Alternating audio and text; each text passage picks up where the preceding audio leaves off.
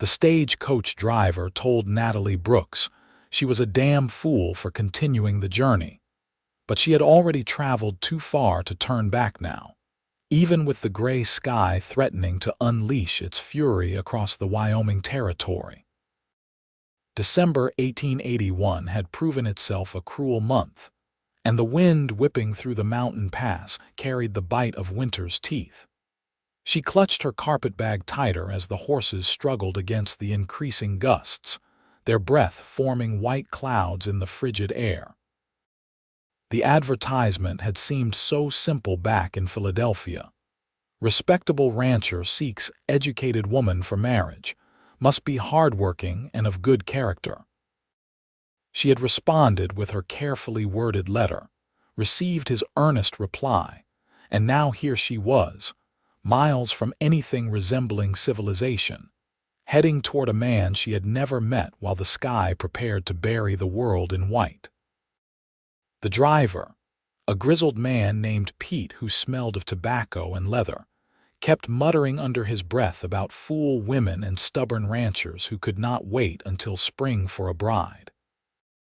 Natalie tried to ignore him, focusing instead on the letter she had tucked inside her coat pocket, the one where Harrison Nash had written about his ranch outside Ash Fork, Wyoming, about the life they could build together. His handwriting had been careful, educated even, which had surprised her.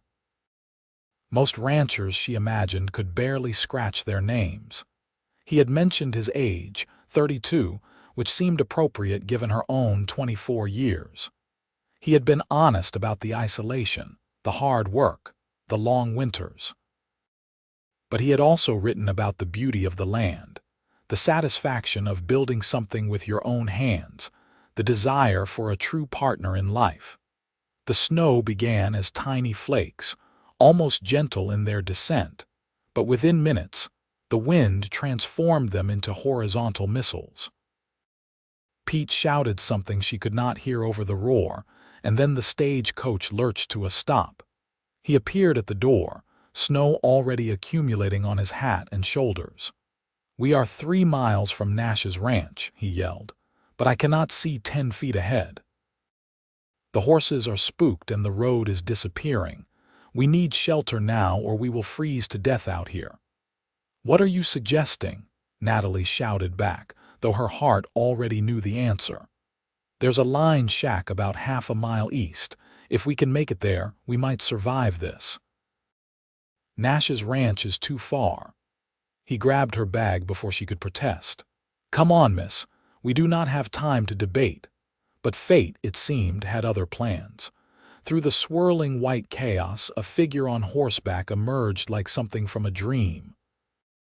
The rider sat tall despite the storm, his horse moving with confidence even as snow began to drift across the trail. Pete saw him at the same moment and waved frantically. Harrison Nash had been riding the fence line when the storm rolled in, and his first thought had been for his cattle. His second for the stagecoach he knew was supposed to arrive today. He had told Natalie in his letters not to come until spring, but her last correspondence had been insistent. She would arrive December 15th, storm or no storm. He had thought her stubborn then. Now, as he spotted the stagecoach through the blinding snow, he thought her possibly insane but also brave beyond measure. "Harrison Nash," Pete called out, though it was barely a question. Everyone knew Nash in these parts. "Is she with you?" Harrison's voice was deep, roughened by wind and cold, but there was an urgency underneath that made Natalie's breath catch. "I am here," she called out, pushing past Pete to look up at the man who was supposed to become her husband. She could not see much of his face beneath the hat and scarf, but his eyes found hers even through the storm. They were dark, intense, taking in the sight of her with an assessment that felt both thorough and somehow gentle. "We need to move now," Harrison said, already dismounting. "The ranch is 2 miles. We can make it if we leave immediately, but this storm is going to get worse before it gets better." He looked at Pete. "Can you manage the coach to the line shack? If I take the woman's bag and leave everything else, maybe. You take Miss Brooks. Get her warm and safe." Harrison nodded and turned to Natalie.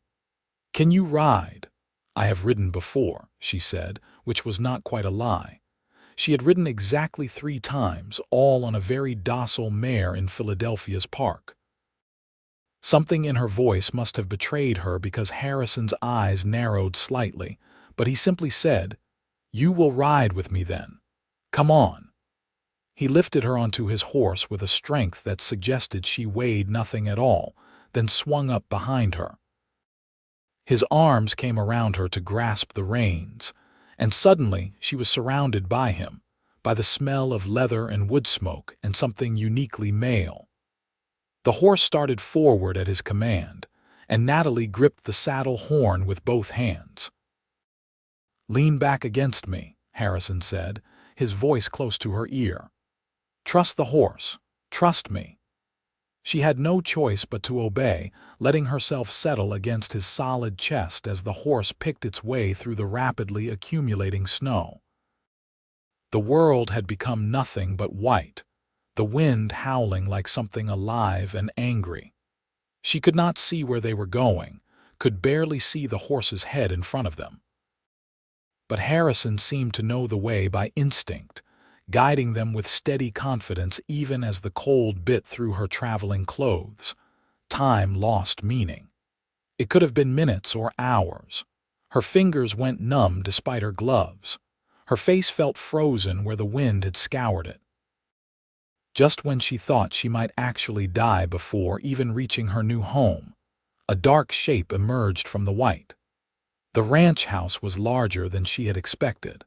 A solid 2-story structure with a barn nearby and several outbuildings barely visible through the storm. Harrison rode straight to the barn, not stopping until they were inside and out of the wind. The sudden silence was almost shocking.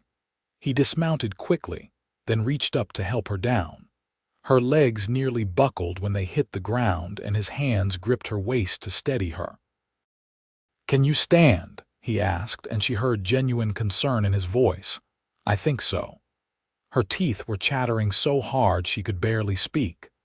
"I need to tend to the horse, but then we will get you inside and warm. Can you wait here for just a moment?" she nodded, not trusting her voice. She watched as he unsaddled his horse with efficient movements, rubbing the animal down and checking its hooves with the care of a man who valued his animals. In the dim light of the barn, she could see him better now.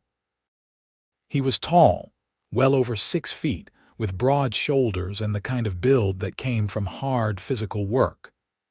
When he pulled the scarf down from his face, she saw strong features, a jaw shadowed with stubble and those dark eyes that had found hers in the storm. He caught her watching him and paused. For a long moment they simply looked at each other, this man and woman who had agreed to marry based on letters and faith and desperation. "You are younger than I expected," he said finally. "I told you my age in my letters. 24. I know. But seeing you—" He trailed off, then shook his head. "Come on, we need to get you warm before you freeze solid." He led her from the barn through snow that was already knee-deep, one hand on her elbow to keep her steady. The wind tried to tear them apart, but Harrison's grip was firm, unyielding. They stumbled up the porch steps and through the door, and then they were inside, and Harrison was slamming the door against the storm's fury. The interior of the house was dark and cold, but at least the wind could not reach them here. Harrison moved quickly, lighting lamps with practiced ease. Warm light bloomed across a large main room with a stone fireplace, comfortable furniture, and shelves lined with books. It was not what she had expected. Most frontier homes she had heard about were rough, barely furnished. This looked like a real home. "Sit here," Harrison said, guiding her to a chair near the fireplace. "I will get a fire started." She sank into the chair gratefully, watching as he built up the fire with the same efficiency he had shown with his horse. Within minutes, flames were crackling, beginning to push back the cold. He disappeared into another room and returned with a thick quilt, which he wrapped around her shoulders. "Your hands," he said, kneeling in front of her. "Let me see them." She extended her trembling hands, and he carefully removed her gloves. His own hands were warm, calloused from work, gentle as they examined her fingers for frostbite. The touch sent an unexpected jolt through her, something that had nothing to do with the cold. "They are cold but not frozen," he said. "That is good. What about your feet?" "I cannot feel them," she admitted. He nodded and began unlacing her boots, pulling them off along with her stockings, his movements matter-of-fact but careful. When his warm hands closed around her frozen feet, she gasped. "I know it hurts," he said quietly, "but we need to warm them slowly. Tell me if the pain gets too bad." She nodded, unable to speak past the lump in her throat. This man, this stranger she had agreed to marry, was kneeling at her feet, rubbing warmth back into them with infinite patience. His dark hair fell across his forehead as he worked, and she noticed the lines around his eyes, the weathering that came from years in the sun and wind. "I am sorry," she said finally. He looked up at her. "For what?" "For coming during winter. For not waiting until spring like you suggested. For causing all this trouble." Something flickered in his eyes, an emotion she could not quite read. "You are here now. That is what matters. We will manage." "Is it always like this? The storms?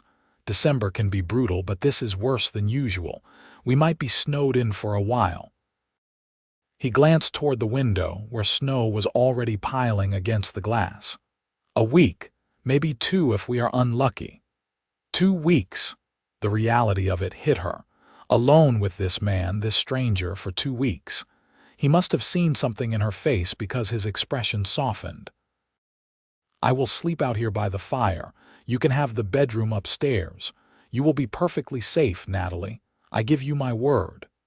The use of her name sent another strange flutter through her chest. "I never doubted that," she said, and realized she meant it. There was something solid about Harrison Nash, something fundamentally decent that came through in his every action. "Good." He stood, releasing her feet. "Can you feel them now?" She wiggled her toes experimentally. "Yes, thank you." "I should check on the animals, make sure everything is secured. The storm is going to get worse." He moved toward the door, then paused. "There is a pot of stew on the stove. Help yourself if you are hungry. Make yourself at home." Then he was gone, back out into the storm, leaving her alone in his house with nothing but the crackling fire and her own tumbling thoughts. Natalie stood slowly, testing her feet, then moved through the house while warmth gradually returned to her body. The main room held the fireplace, several comfortable chairs, a large dining table, and those shelves of books. She moved closer to examine the titles. Shakespeare, Dickens, Mark Twain, agricultural manuals, books on animal husbandry and weather patterns, a worn copy of Whitman's poetry. She pulled that one from the shelf, opening it to find passages underlined, notes in the margins in that same careful handwriting from his letters. The kitchen was clean, well organized. The stew on the stove smelled wonderful, rich with beef and vegetables. She found bowls and served herself a small portion, suddenly ravenous. It was good, hearty, and flavorful. A man who could cook was another surprise. Upstairs, she found 2 bedrooms. The larger one was clearly Harrison's. The bed was made with military precision, the few personal items arranged neatly. A shaving kit, a photograph of a stern-looking couple who must have been his parents, another book on the nightstand. The second bedroom was smaller but comfortable, with a bed covered in a beautiful quilt, a dresser, and a window that looked out over what she imagined would be beautiful land when it was not buried in snow. This was supposed to be her room, she realized.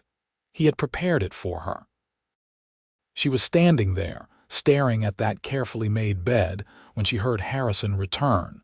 She went downstairs to find him covered in snow, stomping his feet by the door. "Animals are secure," he said. "We have enough feed to last 2 weeks if we are careful.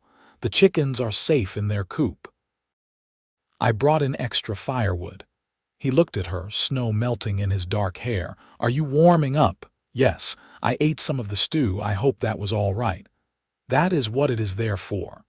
He removed his coat, hanging it carefully by the door. "I should make coffee. We need to talk about our situation." She followed him into the kitchen, watching as he moved around the space with easy familiarity, preparing coffee with the same efficiency he applied to everything else. When it was ready, he poured 2 cups and gestured for her to sit at the table. "I know this is not how either of us planned for this to happen," he began, wrapping his hands around his cup. "But we need to be practical. We are going to be stuck here together for at least a week, possibly longer. The storm outside is a blizzard, and it is only going to get worse before it gets better. I understand. We should use this time to get to know each other, to see if this marriage is really what we both want." He met her eyes directly. "I will not hold you to our agreement if you decide I am not what you hoped for. When the storm clears and the roads are passable, I will pay for your passage back to Philadelphia if that is what you choose." The offer was generous, more than fair, but it also stung somehow. "And if you decide I am not what you hoped for, then I will still pay for your passage back, and I will make sure you have enough money to start fresh somewhere else." He took a sip of his coffee. "I am trying to be honest with you, Natalie. This is a hard life out here, isolated. The winters are brutal. The work never ends. You need to be sure this is what you want." "What about what you want?" she asked. "You wrote that you wanted a partner, someone educated, someone to build a life with. Was that true?" "Every word." His voice was quiet but firm. "I have been alone for 5 years, since my parents passed. I have built this ranch into something sustainable, something profitable even. But a ranch is not a life. I want a family. I want someone to talk to at the end of the day. I want to share this with someone who appreciates it." "Then we want the same things," Natalie said. "I did not come all this way on a whim, Harrison. I came because I want those things too. I want a real life, a real partnership. I was tired of Philadelphia, of being passed over for younger girls or richer girls, of teaching other people's children while having none of my own." He studied her for a long moment. "You were a teacher for 6 years, history and literature." She smiled slightly. "I noticed your books. You are well read for a rancher. My mother was a teacher back east. She made sure I had an education even out here." He returned her smile, and it transformed his face, making him look younger, more approachable. "I am glad you appreciate books. The winters here are long. Reading helps pass the time." They talked for hours as the storm raged outside, the wind howling around the house like a living thing. Harrison told her about the ranch, about the cattle and horses, about the challenges of making a life in Wyoming territory. She told him about Philadelphia, about her students, about the life she had left behind. They discovered shared loves of poetry and good food, similar views on politics and progress, compatible senses of humor that had them both laughing as the evening wore on. By the time Harrison stood to bank the fire for the night, Natalie realized she had not thought about the impropriety of their situation in hours. She had simply been talking to another person, connecting in a way she had not connected with anyone in longer than she could remember. "You should get some sleep," Harrison said, offering his hand to help her up from her chair. "Tomorrow we will need to dig out paths to the barn and chicken coop. It will be hard work." "I will help," she said immediately. "Have you ever shoveled snow before?" "No, but I can learn." That smile again, warm and genuine. "I believe you can. Good night, Natalie." "Good night, Harrison." She climbed the stairs to her room, changed into her nightgown behind the closed door, and slipped into the bed that smelled faintly of lavender. Below, she could hear Harrison moving around, settling in for the night. The wind screamed outside, shaking the windows, but inside the house felt solid, safe. She had expected to lie awake worrying, but instead sleep claimed her almost immediately, deep and dreamless. Morning brought no reprieve from the storm. If anything, the wind had intensified, and snow had drifted halfway up the ground floor windows. Natalie woke to the smell of coffee and bacon, and she dressed quickly, braiding her hair in a practical plait before heading downstairs. Harrison was in the kitchen, cooking breakfast with the same competent efficiency he applied to everything. He looked up when she entered, and she saw surprise cross his face. "You are up early. The ranch does not run itself," you said. "If I am going to be a rancher's wife, I should probably start learning to keep rancher's hours." Something warm flickered in his eyes. "Fair enough. Can you cook?" "I can. Though I warn you, I am better with books than baking." "That makes two of us." "My mother tried to teach me, but I never quite got the knack for anything fancy. I can manage the basics, though." He gestured to the stove. "Eggs and bacon this morning, simple but filling." They ate together at the table, the domesticity of it both strange and comfortable. After breakfast, Harrison pulled out extra clothing from a trunk in his room.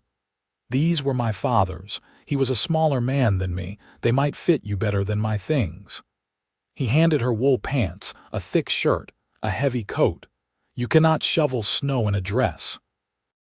She took the clothes, feeling oddly touched by the thoughtfulness. "Thank you. Change and meet me by the back door. We will start with a path to the barn." The work was harder than anything Natalie had ever done. The snow was heavy and deep, and the wind kept blowing more into the paths they cleared. But Harrison worked beside her, showing her the most efficient way to use the shovel, taking the hardest sections himself. They worked in shifts, going inside every hour to warm up before heading back out. By midday, they had cleared paths to the barn, the chicken coop, and the woodpile. Natalie's arms ached, her back screamed in protest, and her face felt raw from the wind. But there was also a deep satisfaction in the work, in seeing what they had accomplished together. "You did well," Harrison said as they stumbled back inside, both of them covered in snow. "Better than I expected for your first time." "I am tougher than I look," she said, then immediately sneezed. His expression turned concerned. "Get out of those wet clothes before you catch your death." "There is a bathing room upstairs. I will heat water." The luxury of a hot bath in the middle of a blizzard seemed almost decadent.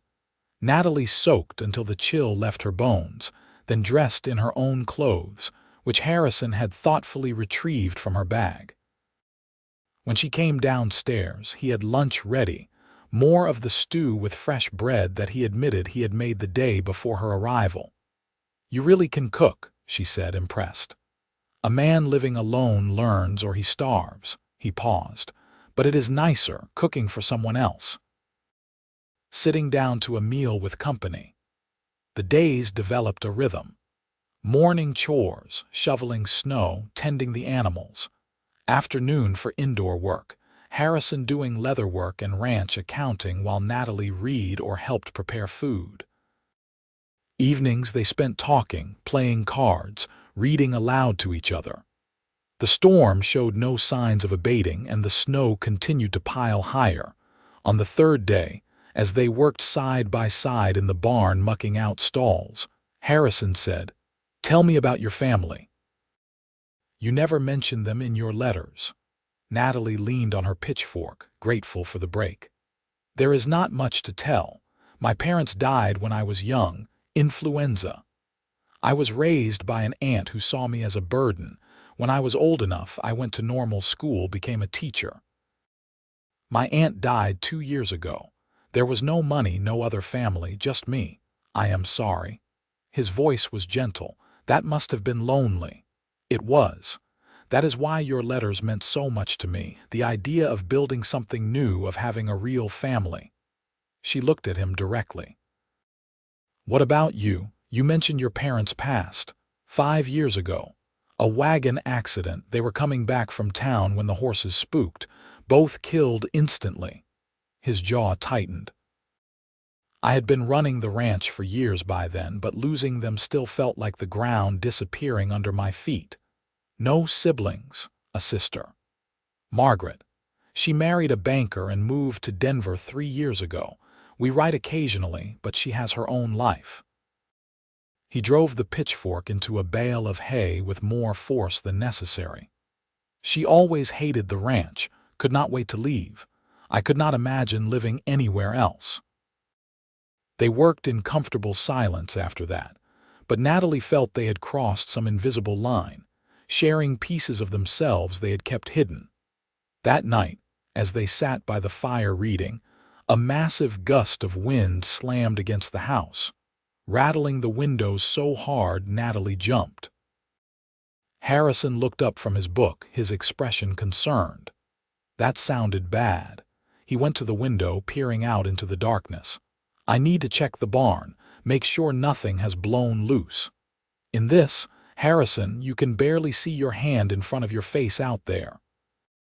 If the barn door has come loose, the animals could freeze. I have to check. He was already pulling on his coat. I will tie a rope from the porch to the barn door so I do not get lost. Stay inside where it is warm. But Natalie was already reaching for the coat he had lent her. You are not going out there alone. If something happens, you will need help. He started to argue, then seemed to recognize the determination in her face. Stay close behind me. Hold onto my belt. If we get separated in this, we might not find each other again. The wind hit them like a physical blow the moment they stepped outside. The rope Harrison tied around his waist and attached to the porch post seemed impossibly thin against the storm's fury. Natalie gripped his belt with both hands. Following so close, she kept stepping on his heels. The world was absolute darkness and screaming wind and snow that stung like needles. The barn door was indeed loose, banging wildly in the wind. Together, they managed to wrestle it closed and secured. Harrison checked on the animals quickly, his hands moving with practiced certainty even in the dark. All were safe, huddled together against the cold but otherwise fine. The journey back to the house was even worse. The wind had shifted, blowing directly into their faces. Natalie could not breathe, could not see, could only hold tight to Harrison and trust he knew the way. When they finally stumbled through the door, they collapsed against it, gasping. That was foolish, Harrison said, but he was looking at her with something new in his eyes.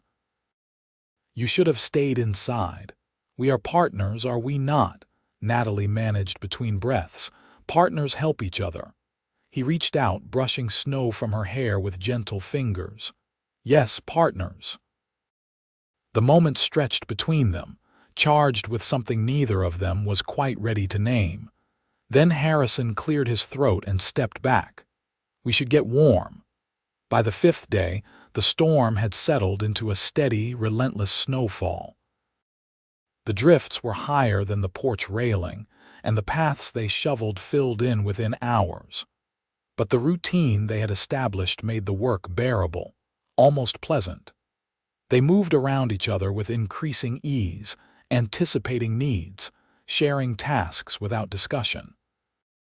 Natalie found herself watching Harrison when he was not looking. The way he moved, all economical grace despite his size. The rare smiles that lit up his serious face. The gentleness with which he handled the animals, speaking to them in a low voice that made her want to lean closer to hear. The way he listened when she talked, really listened, asking thoughtful questions that showed he cared about her opinions.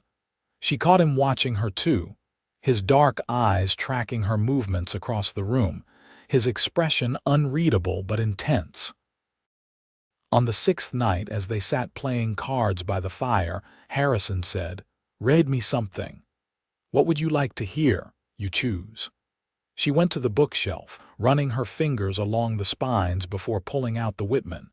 She opened to a section she had seen was heavily marked. "When I heard at the close of the day how my name had been received with plaudits in the capital, still it was not a happy night for me that followed," she read, her voice soft in the quiet room. "And else when I caroused, or when my plans were accomplished, still I was not happy. But the day when I rose at dawn from the bed of perfect health, refreshed, singing, inhaling the ripe breath of autumn, when I saw the full moon in the west grow pale and disappear in the morning light, when I wandered alone over the beach, and undressing bathed, laughing with the cool waters and saw the sun rise, and when I thought how my dear friend my lover was on his way coming, oh then I was happy." She looked up to find Harrison staring at her, something raw and unguarded in his expression. "That is my favorite passage," he said quietly. "The idea of finding someone who makes you happier than any accomplishment, any praise, someone whose mere presence changes everything. Have you ever felt that way about someone?" The question was bold, but the intimacy of the moment made it feel natural. "No," he paused. "Not until recently." Her heart began to pound. "Harrison, I know it has only been 6 days. I know we agreed to use this time to decide if we suit. But Natalie, I think I knew the moment I saw you through that storm that you were going to change my life." He stood, moving to kneel beside her chair, taking her hand in his. "I find myself looking for excuses to be near you. I listen for your footsteps in the morning. I think about things I want to show you, tell you. You are the last thought in my mind before sleep and the first when I wake." She turned toward him, her free hand reaching up to touch his face, feeling the roughness of stubble under her palm. "I thought it was just me. I thought I was being foolish, feeling so much so quickly. Is it foolish if we both feel it? I do not know. I only know that when I imagine leaving here, going back to Philadelphia, my heart feels like it is being torn in two." His hand came up to cover hers where it rested against his face. "Then stay. Marry me. Not because of letters or agreements, but because you want to, because you feel this too." "I do feel it. But Harrison, 6 days. 6 days snowed in together is worth 6 months of courtship in town. We have talked more, shared more than most couples do before they marry. I know you, Natalie, the real you, your humor and your stubbornness and your kindness. I know you talk to the chickens when you gather eggs. I know you cry over sad passages in books. I know you take your coffee with too much sugar and you sing under your breath when you cook. And I want to know more. I want to spend the rest of my life learning every detail of who you are. You really see me," she whispered, tears forming in her eyes. "No one has ever really seen me before. I see you, and I am asking you to see me, to see us, what we could be together." She leaned forward, resting her forehead against his. "I see you. I see a man who is kind and strong and thoughtful, who reads poetry and cooks stew and takes care of his animals with such tenderness, who risked his life in a blizzard to save someone he had never met. I see you, Harrison Nash, and I love what I see." His breath caught. "Natalie, I love you," she said, the words spilling out with absolute certainty. "It is too soon and too fast and completely insane, but I love you. It is not too soon if it is right." His hands framed her face, his touch achingly gentle. "I love you too. I think I started falling the moment you told me you would help shovel snow despite never having done it before. The way you face everything head on, brave and determined. You are extraordinary." She closed the distance between them, pressing her lips to his in a kiss that felt like coming home. His arms wrapped around her, pulling her closer, and she melted into him, into the warmth and strength and rightness of it. The kiss deepened, became more urgent, years of loneliness and longing pouring out of both of them. When they finally broke apart, both breathing hard, Harrison rested his forehead against hers again. "Marry me tomorrow. There is no minister, no way to get to town. Then we will promise ourselves to each other. Here now, just us and God in this storm as witnesses. When the snow clears, we will make it legal. But in our hearts, in the ways that matter, we will be married tomorrow." "Yes," she breathed. "Yes, Harrison, tomorrow." They sat together by the fire until it burned low, wrapped in each other's arms, making promises and plans in whispered voices. When Harrison finally walked her to her bedroom door, he kissed her once more, soft and sweet and full of promise. "Sleep well, my love. Good night, my heart." The next morning dawned still and quiet. The storm had finally blown itself out, leaving a world transformed by white. The sun broke through the clouds for the first time in a week, turning the snow into a field of diamonds. Natalie woke to find a note slipped under her door in Harrison's careful handwriting. "Wear something beautiful. Today we begin our life together." She had one good dress in her bag, dark blue wool with a white collar. She dressed carefully, took extra time with her hair, and came downstairs to find the main room transformed. Harrison had brought in pine boughs from somewhere, filling the air with their sharp, clean scent. He had set the table with what must have been his mother's good dishes. And he was standing by the fireplace, dressed in a clean white shirt and dark pants, his hair still damp from washing, looking at her like she was the answer to every prayer he had ever prayed. "You are so beautiful," he said, his voice rough with emotion. "So are you." They stood together in front of the fireplace, hands clasped, and spoke the vows they had written the night before. Simple promises to love and honor, to be partners in all things, to build a life together based on respect and affection and unwavering commitment. Harrison slipped a ring on her finger, a simple gold band that had been his grandmother's. "I love you, Natalie Brooks Nash. I love you, Harrison Nash. Forever." He kissed her then, sealing the promises they had made, and Natalie felt something inside her shift and settle, like a missing piece finally clicking into place. They spent the day together as husband and wife in spirit, if not yet in law. Harrison taught her to braid rope. She read to him from his favorite books. They cooked together, laughing when the bread came out lopsided. That evening, as the sun set in a blaze of pink and gold across the snow, Harrison took her hand.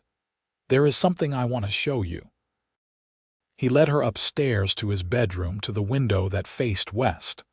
The view was spectacular, mountains purple in the distance, endless sky, the land rolling away in waves of white. "This is what I see every morning," he said quietly. "This is what I wanted to share with someone. The beauty of this place, this life. It is breathtaking.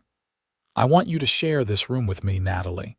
I know we said we would wait until we made it to town, made things legal, but I do not want to spend another night apart from you. I want to fall asleep beside you and wake up with you in my arms." He turned to face her. "But only if you want that too. I will never push you, never demand anything you are not ready to give." She reached up, pulling his face down to hers. "I want that too. I want all of it. I want you." That night, they came together with tenderness and passion, learning each other's bodies with the same care they had taken learning each other's minds and hearts. Harrison was gentle, attentive, making sure of her comfort and pleasure. And when they finally joined, it felt sacred, like the true sealing of the promises they had made. Afterward, lying in his arms with her head on his chest, listening to the steady beat of his heart, Natalie felt a peace she had never known. No regrets. Harrison asked, his fingers tracing lazy patterns on her shoulder. "Not a single one. My only regret is that I did not find you sooner." He pressed a kiss to the top of her head. "But we have now. We have forever." The second week of their confinement passed in a blur of happiness. The snow continued, though less violently, adding to the already massive drifts. But inside the ranch house, their world was warm and full of joy. They established the rhythms of their life together. Morning chores, working side by side. Afternoons reading or working on small projects. Evenings cooking together, talking, making love. Harrison proved to be an attentive and passionate husband, finding new ways to make her laugh, to make her gasp, to make her feel cherished. Natalie discovered a domestic contentment she had never imagined, taking pride in mastering ranch tasks, in learning to make the perfect biscuit, in being a true partner to the man she loved. On the 10th day, as they lay tangled in bed watching the sun rise, Harrison said, "I have been thinking." "About what?" "About what we will do when the snow melts. I need to ride into town, file our marriage properly, send word to your aunt's lawyer that you are staying in Wyoming.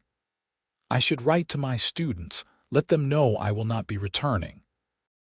And I should write to Margaret, tell her she has a sister now," he smiled. "She will be shocked.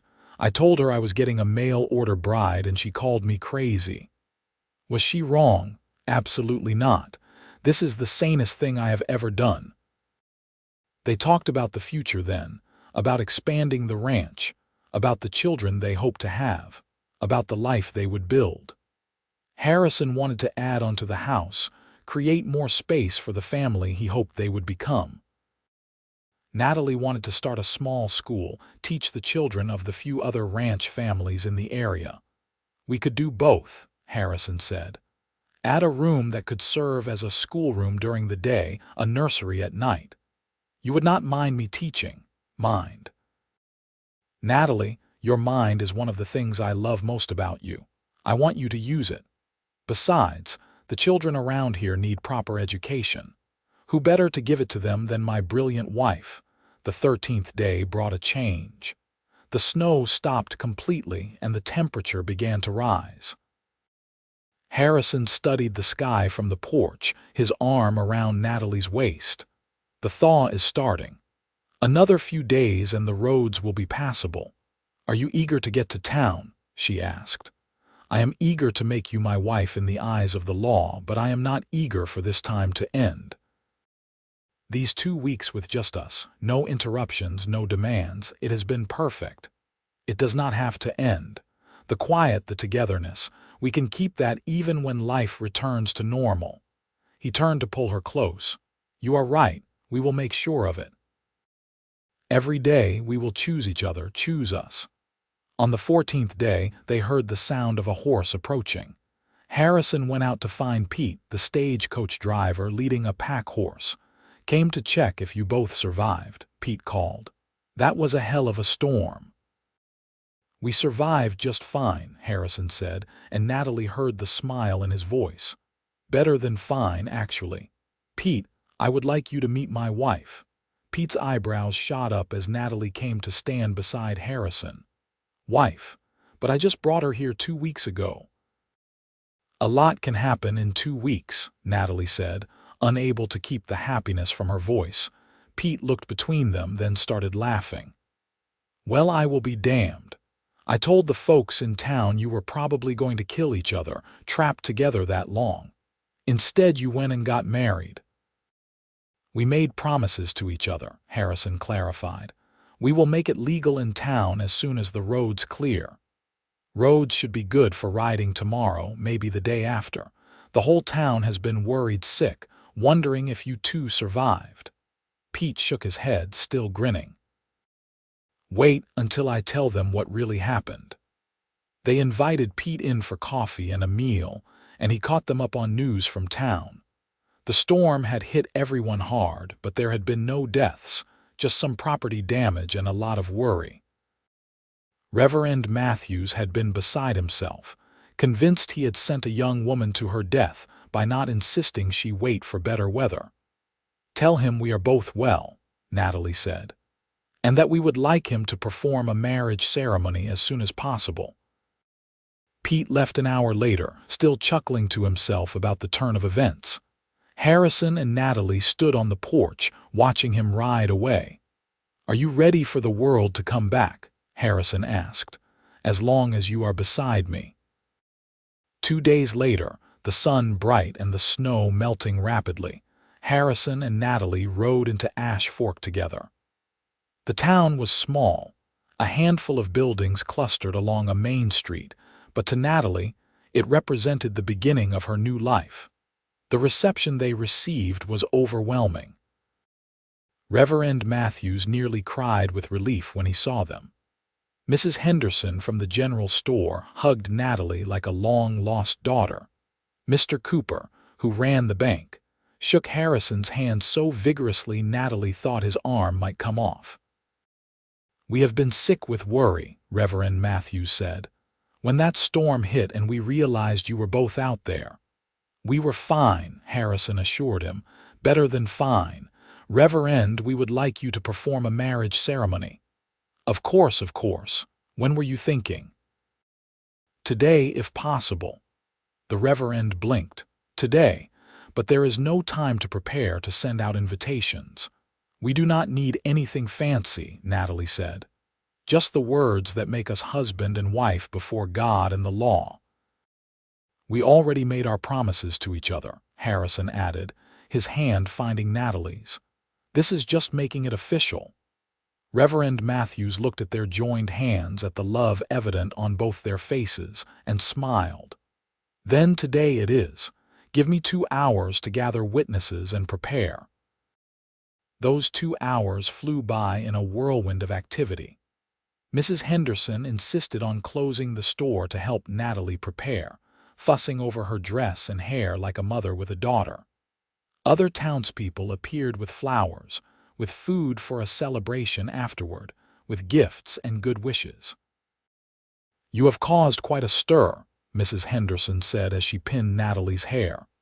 "Harrison Nash finally getting married. Half the single women in 3 counties have been trying to catch his eye for years." "He is a good man," Natalie said softly. "He is. Decent, hardworking, kind." "You are lucky to have found each other." Mrs. Henderson met her eyes in the mirror. "And I can see you love him. That is what matters most." The ceremony took place in the small church, with what seemed like the entire town crammed inside. Natalie walked down the aisle alone, her eyes locked on Harrison waiting at the front. He looked so handsome in his Sunday best, his expression tender and full of love. Reverend Matthews performed the ceremony with warmth and sincerity, speaking about the bonds of marriage, about partnership and love and faith. When it came time for the vows, Harrison's voice was strong and sure. "I, Harrison Nash, take you, Natalie Brooks, to be my lawfully wedded wife. I promise to love you, honor you, protect you and cherish you, in sickness and in health, in prosperity and in hardship, for all the days of my life." Natalie's voice shook slightly, but her words were clear. "I, Natalie Brooks, take you, Harrison Nash, to be my lawfully wedded husband. I promise to love you, honor you, support you and cherish you, in sickness and in health, in joy and in sorrow, for all the days of my life." Harrison slipped the ring on her finger again, the one he had given her in front of their fireplace. "With this ring I thee wed. By the power vested in me, I now pronounce you husband and wife. Harrison, you may kiss your bride." And he did, sweetly and thoroughly, while the congregation erupted in cheers and applause. The celebration afterward was joyful, the whole town turning out to welcome Natalie and congratulate Harrison. She met so many people her head spun with names and faces, but everyone was kind, welcoming her warmly into their community. As the sun began to set and they prepared to ride back to the ranch, Mrs. Henderson pulled Natalie aside. "You will need help learning the ways of running a ranch household. I will come visit next week. Bring some of the other ladies. We will teach you everything you need to know." "Thank you," Natalie said, touched by the offer. "I would appreciate that." That is what we do here. We take care of each other. You are one of us now." The ride back to the ranch was peaceful, the evening air mild, the snow melting away to reveal the first hints of the land beneath. Harrison reached over to take Natalie's hand as they rode. "Happy, Mrs. Nash," deliriously. "You. I have never been happier in my life." They arrived home as stars began to appear in the darkening sky. Harrison helped Natalie dismount. Then instead of releasing her, he swept her up into his arms. "What are you doing? Carrying my bride across the threshold properly this time." He carried her into the house, into the warmth and light, into their home. And as he set her down gently, kissing her with all the love in his heart, Natalie knew she had made the right choice. This wild, beautiful land. This strong, gentle man. This life they would build together. The winter passed into spring, and Natalie settled into her new life with joy. True to her word, Mrs. Henderson came with several other ranch wives, teaching Natalie the intricacies of running a household, of preserving food, of managing chickens and a vegetable garden. Harrison taught her to ride properly, to help with the cattle, to read the weather and the land. They worked together to expand the house, adding the room that would serve as both schoolroom and nursery. By summer, Natalie had 5 students, children from neighboring ranches who came twice a week for lessons. She taught them reading and writing, history and mathematics, and she loved every moment of it.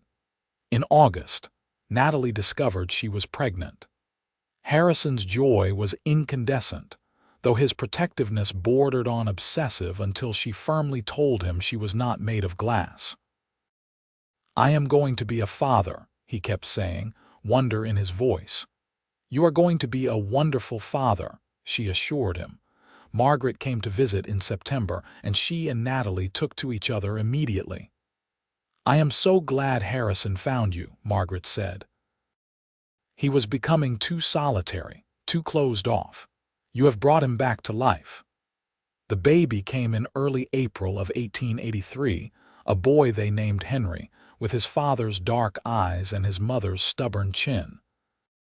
Harrison held his son with such tenderness, such awe, that Natalie fell in love with him all over again. 2 years later, their daughter Sarah arrived, followed 2 years after that by another son, James. The house rang with laughter and noise, with the sounds of children growing and learning and living. On a winter evening in 1888, as they sat by the fire watching their children play, Natalie rested her head on Harrison's shoulder. "You ever think about that blizzard? How different our lives would be if you had not found the stage coach that day. I think about it often. How lucky I was. How one storm changed everything." "I was so scared," she admitted, "coming out here to marry a stranger, not knowing what I would find." "And what did you find?" She turned to kiss him softly. "Home, love, everything I was looking for and so much more than I dreamed possible. I found the same. You are my heart, Natalie, my partner, my love, my everything. And you are mine." The years continued to pass full and rich. Their children grew strong and bright. The ranch prospered. Natalie's school expanded, eventually becoming a proper schoolhouse that served the whole region.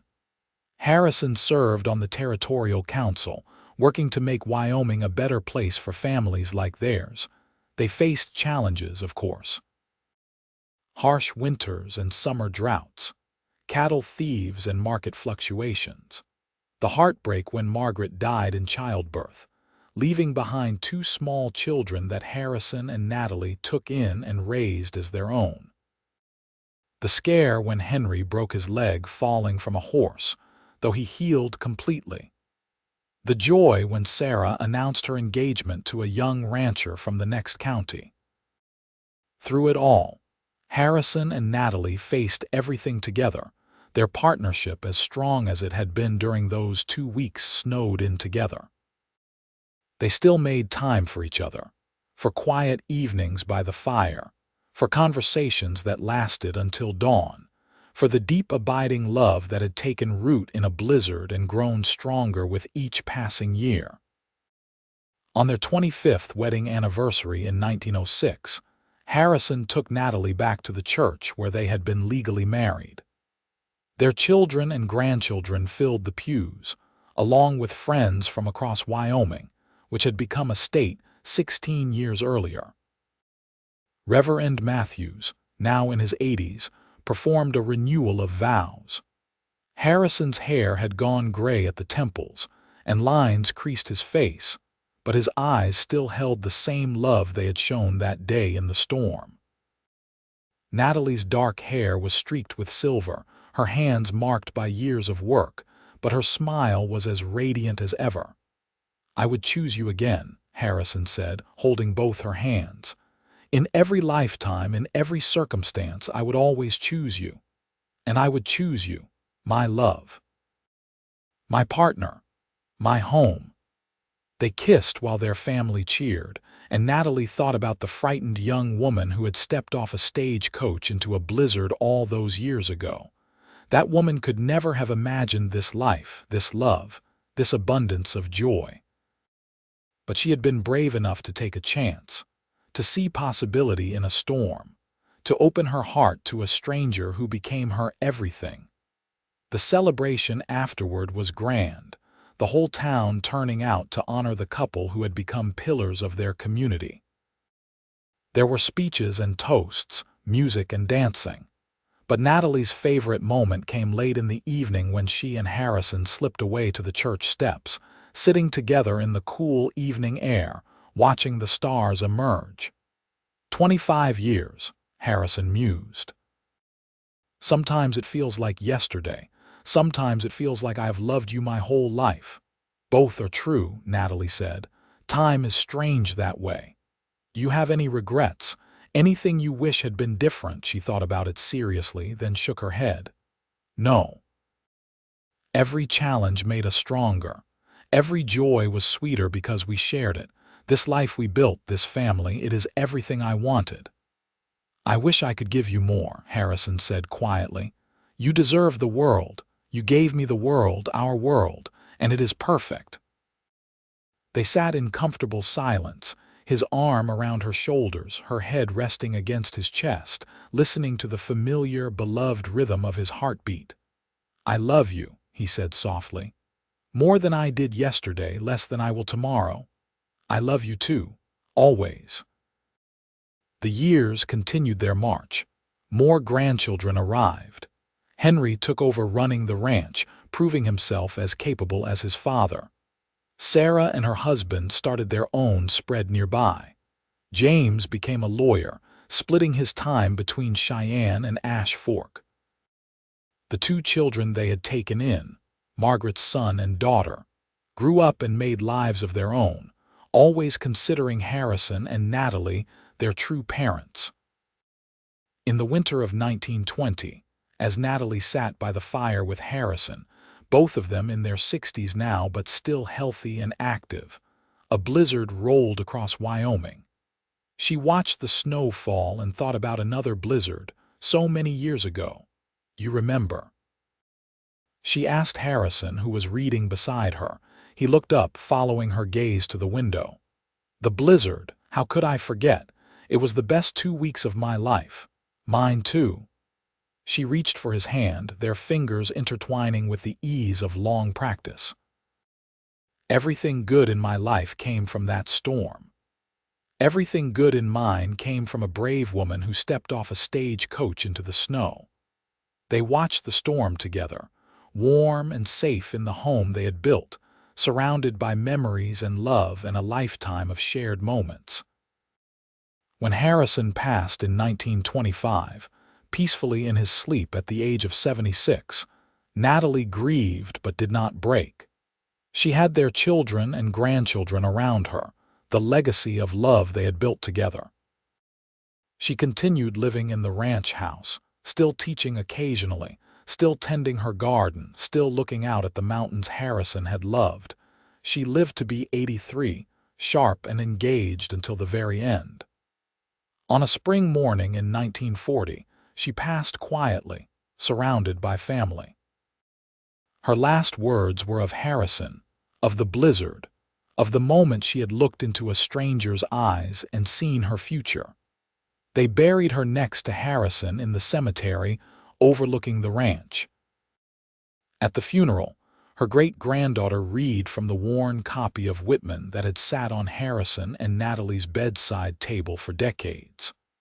When I heard at the close of the day how my name had been received with plaudits in the Capitol, still it was not a happy night for me that followed. But the day when I rose at dawn from the bed of perfect health, refreshed, singing, inhaling the ripe breath of autumn, when I wandered alone over the beach, and undressing bathed, laughing with the cool waters and saw the sun rise, and when I thought how my dear friend my lover was on his way coming, oh then I was happy. The Nash family continued to thrive in Wyoming. The ranch stayed in the family for generations, each one adding their own chapter to the story. The schoolhouse Natalie had started became a landmark, eventually listed on the National Register of Historic Places. The love story of Harrison and Natalie became local legend, told and retold, the mail-order bride who arrived in a blizzard and found true love. But for those who knew them, who had seen the way they looked at each other even after 50 years of marriage, who had witnessed the partnership and devotion that defined their relationship, it was more than legend. It was proof that love, real love, could be found in the most unexpected places. That two strangers could become soulmates. That a storm could bring not just destruction but the most profound gift of all. Their story lived on, not just in the family they created, but in the very land itself. The ranch that Harrison had built and Natalie had helped expand.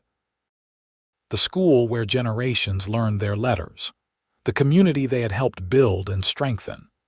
The example they had set of what marriage could be when built on mutual respect, genuine partnership, and deep, abiding love. And on cold winter nights when the wind howled across Wyoming and snow piled high against the windows, the Nash family would gather and tell the story again. Of the blizzard in 1881, of the mail-order bride who almost turned back, of the rancher who rode out into the storm, of 2 weeks snowed in together that became a lifetime of love. It was a good story, a true story. The kind of story that reminded everyone who heard it that sometimes the greatest adventures come when you are brave enough to step into the storm, to take a chance on the unknown, to believe that somewhere out there in the vast, wild world, your other half is waiting to be found. Harrison and Natalie Nash had found each other in the worst blizzard Wyoming had seen in a generation.